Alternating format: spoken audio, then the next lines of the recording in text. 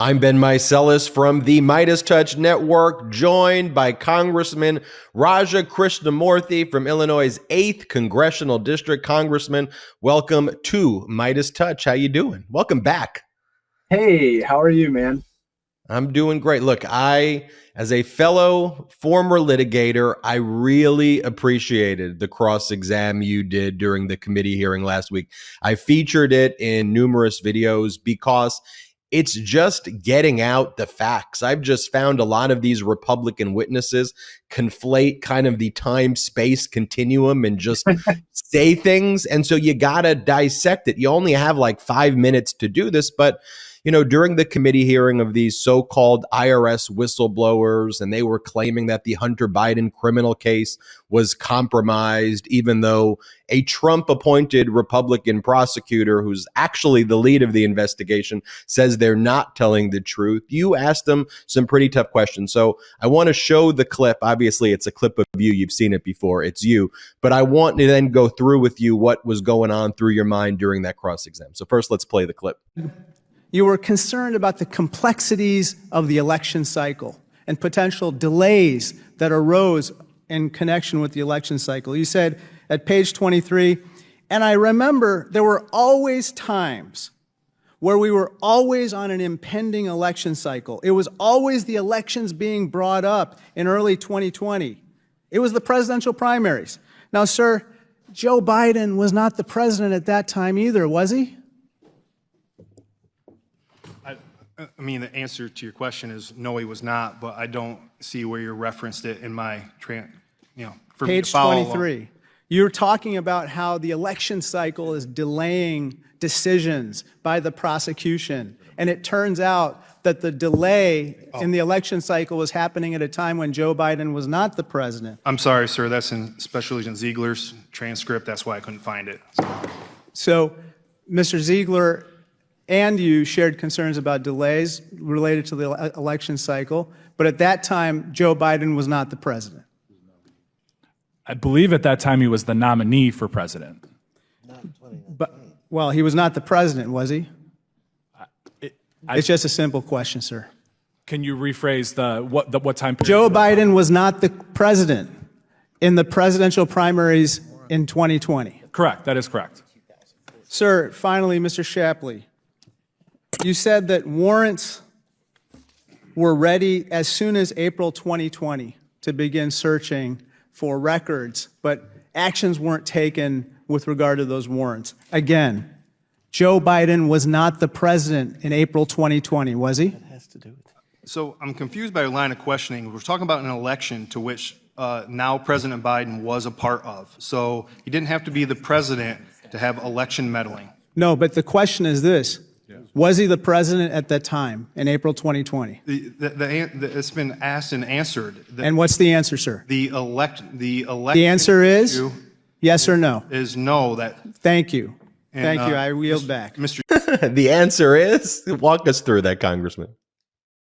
Well, I think that as you could tell from, watching these witnesses, I think they, like I said before, I think they're honest. I think that they are public servants.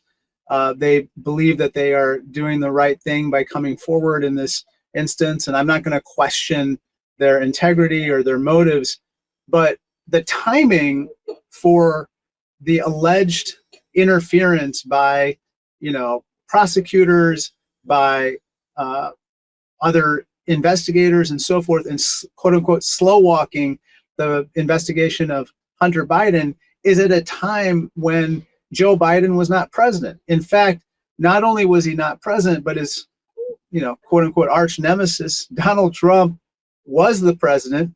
Bill Barr was the attorney general, and U.S. Attorney Weiss was Donald Trump's appointee. And so it doesn't make sense to allege political bias when the timing is as it was. Walk us through, though, generally what's been going on in these committees, the Oversight Committee you sit on, the House Intelligence Committee that you also sit on. I mean, the priorities that the Republicans are focusing on, what James Comer is leading is very different, and I'll put it polite, is very different than the priorities that we saw when the Democrats were in control. Have you been surprised, though? I'll use my words because you're being diplomatic and political, how radical some of these hearings have become, though, and what their focus is, that doesn't even seem to be anything related to like what the American people care about. I guess I should be surprised. I'm not surprised given what they said that they were going to do upon taking the majority. I'm deeply disappointed, though, because you're absolutely right. When we were in the majority, I was the chairman of one of the subcommittees, the Subcommittee on Economic and Consumer Policy. We led bipartisan investigations into youth vaping, into toxic heavy metals in baby food, into faulty car seats, into how Purdue Pharma was peddling OxyContin. These were the types of investigations that I think the American people want to see the Oversight Committee performing, because it relates to their everyday lives. Hunter Biden does not. And the other day, Richard Hudson, who's the head of the National Republican Campaign Committee, said he doesn't hear about Hunter Biden outside of Washington, D.C. And yet this is kind of an obsession within our committee, within the Oversight Committee. Yeah, and now one of the obsessions appears to be Kevin McCarthy saying on Fox that they're going to open up an impeachment inquiry on what I have no clue. I want to show you what Kevin McCarthy just said and would love to hear your response to it. Let's play this clip of Kevin McCarthy. If you're sitting in our position today, we would know none of this if Republicans had not taken the majority. We've only followed where the information has taken us. But Hannity, this is rising to the level of impeachment inquiry, which provides Congress the strongest power to get the rest of the knowledge and information needed. Because this president has also used something we have not seen since Richard Nixon, used the weaponization of government to benefit his family and deny Congress the ability to have the oversight. Your response, Congressman? That's ridiculous to say in a word. I think that first of all, we have yet to see a shred of evidence linking anything between Hunter Biden or any of these investigations and a decision that President Biden made that is different than he would have otherwise made, either as president or vice president or really in any office. And so I think that to now kind of bring up the I word, I think that it's ridiculous. It's a big waste of time. It would be a big waste of time. And I think that the American people would see it that way as well. Like you attended Harvard Law, you're a lawyer. I went to Georgetown Law, began my career as a litigator. If I represented to court that there was a whistleblower and it turned out that that person was missing or didn't exist, if I represented that there were audio tapes that I was aware of that showed somebody committing a crime and it turned out those audio tapes didn't exist, and if I did that just once, there's a good chance I could lose my legal license for that. Yet it seems that consistently on a weekly basis, we're seeing Republicans say that there is a piece of evidence. Then Fox talks about it. It becomes the cover of the New York Post. And then we learn this doesn't exist, or the person is actually someone who was indicted last year for being an unregistered foreign agent of the CCP. Like, just as a lawyer where we have to adhere to certain oaths, of course, your congressional oath, shouldn't those kind of be the same? They should be. Unfortunately, they're not. And I think that, when they kind of make these types of allegations, they're really trying to curry favor with a base. They're trying to whip up a base that is eager to hear kind of the next thing, so to speak, related to Hunter Biden, regardless of whether it's true or false. And I think that at some point, this type of strategy is going to run into a wall. But until then, they're going to continue to pursue this. And then we on the Democratic side have to do whatever we can to expose the problems with their logic, their lack of facts, the spuriousness of their case. So good economic news today. We learned that U.S. GDP growth is up to 2.4%. Inflation is down to 2.97%. Unemployment down to 3.6%. U.S. manufacturing is now number one globally. Just compare that with your colleagues on the other side of the aisle, the Republicans, who unanimously voted no on the Inflation Reduction Act, the infrastructure bill, Build Back Better, and continue to pursue policies that I think don't reflect the fact that bidenomics is indeed working. Even Fox couldn't hold back when they learned these numbers today. I'll show you what happened earlier this morning. Play the clip. This, Maria, 2.4%. Wow. This is the first read, the advanced read for second quarter GDP. Estimate was only for 1.8%. Talk about a strong economy. There goes that recession talk, right? And what's interesting here is the expectation was we were going to have a weaker Q2, this first read, than we had in Q1. Remember, we had a 2% read in Q1 for this year. We were thinking we were going to have a slowdown. It's the opposite, 2.4%. And, you know, even the range, this is in the high end of the range that economists were looking for. So that's pretty darn interesting. Really, Q4 was 2.6%. So economy is still strong. Real interesting here. Is Bidenomics working, Congressman? I think what President Biden has managed to do since taking office has been nothing short of just outstanding. One very interesting thing that you're starting to see is that as inflation starts to go down and prices start to go down, that is kind of like a stimulus because it helps families do more with what they have. And then that stimulates consumer demand. That helps companies, and companies hire. And that's why you saw job growth of more than 200,000 jobs yet again last month. And so this is very interesting. Oh, the last thing I was going to say in terms of good news is that more people are coming back into the job market. You know, there's a real concern among economists and others that, you know, somehow people who dropped out of the job market during COVID were not going to return, but now we're seeing them come back. And the reason why that's good news is because it means we can produce more goods and services.